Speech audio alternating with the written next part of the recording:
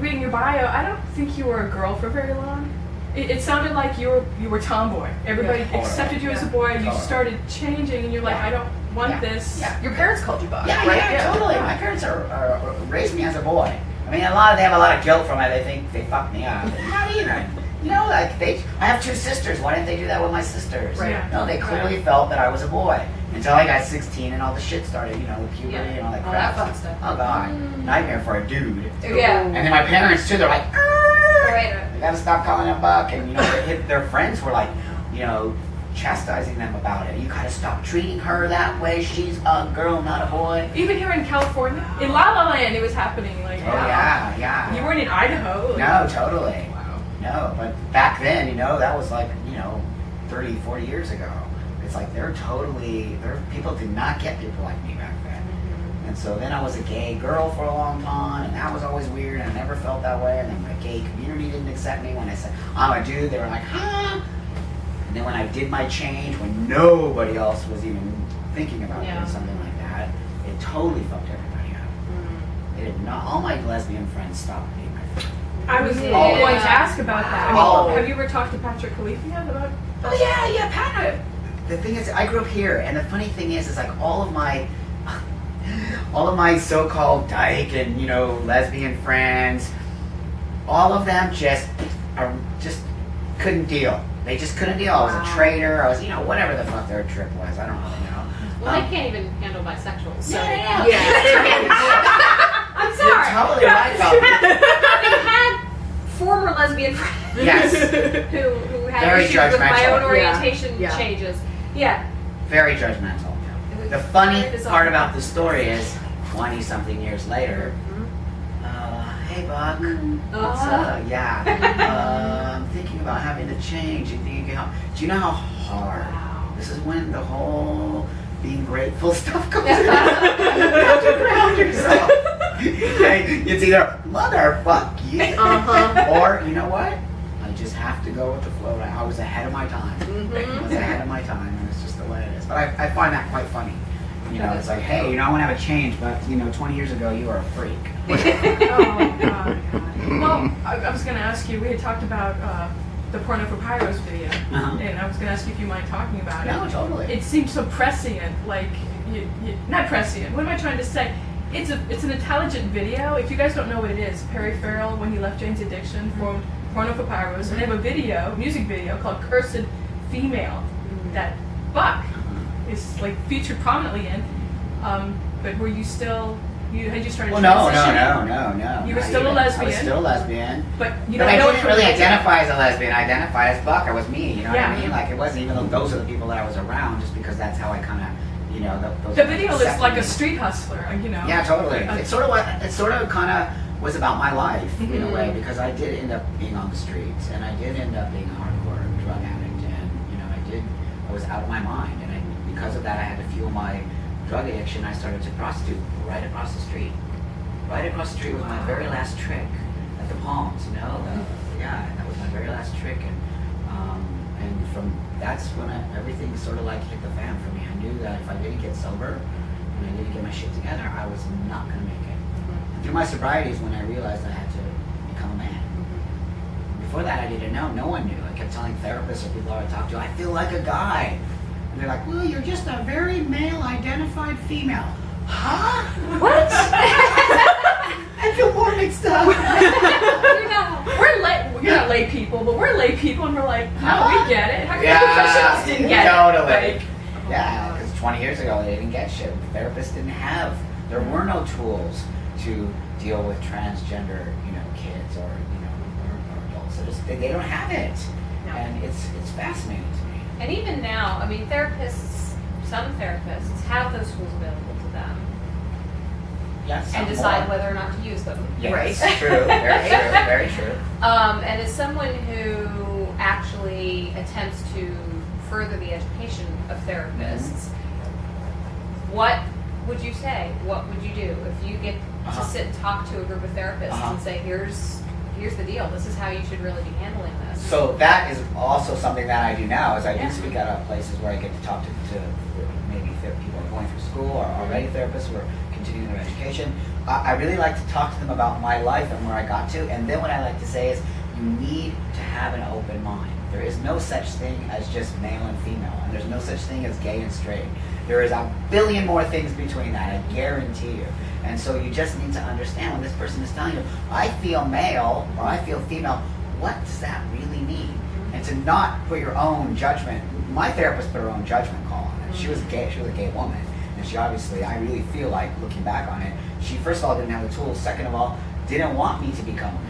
That's how it was her own agenda. There was a preconceived. For sure. Absolutely. But now I think a lot of them are more open to it, and there's more. I would say listen to what is going on there, and then just sort of like give that person a place to feel it's okay to say that. That is so huge and important. Because the minute I said that and it was like, no, you're just a male-identified female, I felt worse about myself. Right. And they might not have the vocabulary. No. I mean, especially when you're talking about teenagers or young children, Yes. and I've seen and read a lot about especially parents with young children, and they're like, we just want to listen. Whatever he said, if it changes tomorrow, that's okay. Brilliant. Or if it comes, Brilliant. if it changes and something's different, whatever. But it's about listening and offering, information and vocabulary, because you've got hormones running all over the place. You've got so much, and you might not be able to process what it is. No, and like you said, you've got everything in between. So maybe we're moving along a certain path, and maybe that'll change. But I think having that vocabulary is just so important, and talking. Clearly. Do you help parents of intersex children? Because they're going to go through that sort of thing at birth up through puberty. Right. There's an organization for intersex children that contacted me, and I'm kind of working with them behind the scenes. And I said, and they wanted me sort of out there, and I said, the reason why I don't want to be out there is because of my pornography work. And I think it will hurt your organization. Right. I believe highly in your organization. It's better if I'm behind the scenes and I can help do all these other things. Want somebody to come in. I do not want. Saying They will. It'll ruin them. Yeah, It will ruin them. absolutely. Yeah. It's with children. If it was of adults, totally different. But it's with children, and I know how people are so close-minded about it. I would love, oh my god, how fucking cool would that be if I could go talk to kids? Yeah. Oh shit, it would be fucking like awesome for me. Awesome. And they would love it. I have tons They of. would love it. I'm gonna tell you, I know I have have. complete. I know I have tons of underage, under 18 fans. I know I do. They Twitter me all the time.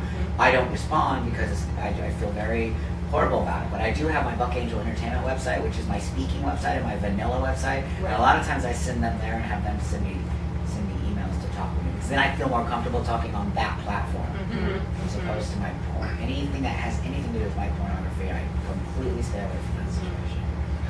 Well, I want to ask you about porn. You had brought up Yale, and I was Googling today. I found Yale, the master's team. Yeah. The biggest part of the article was somebody talking about how they didn't agree with your pornography, but your message was good. I mean, I'm not trying to be naive. I know what people's problems are. It's sex, it's their religion, but why do you think people have such a problem With pornography? Yeah. Well, you just hit it right on the head. But I mean, you've traveled all over the world. Oh, the world doesn't have a problem with it. It's the United States that has a problem with it. Oh, no. The world loves me. I've been on every television show. I've been on fucking everything. Loves you. Europe loves you. Europe embraces sexuality and bodies, and they're just, even the UK. People think the UK is uptight. No, they aren't. They're very sex positive and open-minded about shit. Even Mexico. The gay marriage is legal in Mexico. It's like fucking United States it's idiocracy. By the way, my favorite film. But it's out of control here, you guys. Like, they're just so shut down about sex and body and blah, blah, blah, And the tragedy is Oprah needs you. Oprah totally needs you. It'll come when it's supposed to. I'd love to have that better outlook on things. And, okay, Oprah, it's about the ratings for Oprah. Don't let her fool you. She has a lot, even though she is very positive, and she's a corporate woman. Yeah. It's corporate. It's money. It's about the money. It's about the ratings. It's not so much. And I'm thinking, damn, woman, you would get such awesome ratings if you had me on your show. Okay, it's all right with me. She'd gain a whole new audience. She would gain a whole new audience. Oh, no. A whole new audience. So I had to take Tyra instead. Well, the first time I ever saw you was in 2008 on Secret Lives of Women. Oh yeah, I love that show. I remember, That's awesome. I remember watching it when Emily said, I really want to get Buck Angel. I'm like, I know who that is. Cable TV. and they called me up and they're like, we're doing, it's the Women's Network or something. Yeah. What was the show? We?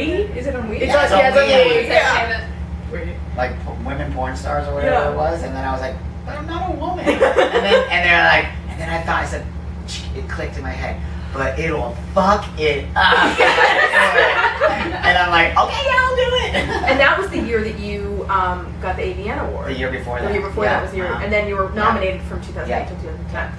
Yeah. Because I remember there was a whole like walking the red carpet and all that. Never let me touch it. Didn't even do Yeah. any of that. So Oh, ridiculous. yeah, it was insane. It was ridiculous. I'm like, the next year after I win, I go back and I go to walk the red carpet because all former winners get to walk. Uh-huh. They were like, no. I go, excuse me, I'm an avian winner. And then they're like, we're not letting men walk on the carpet this year.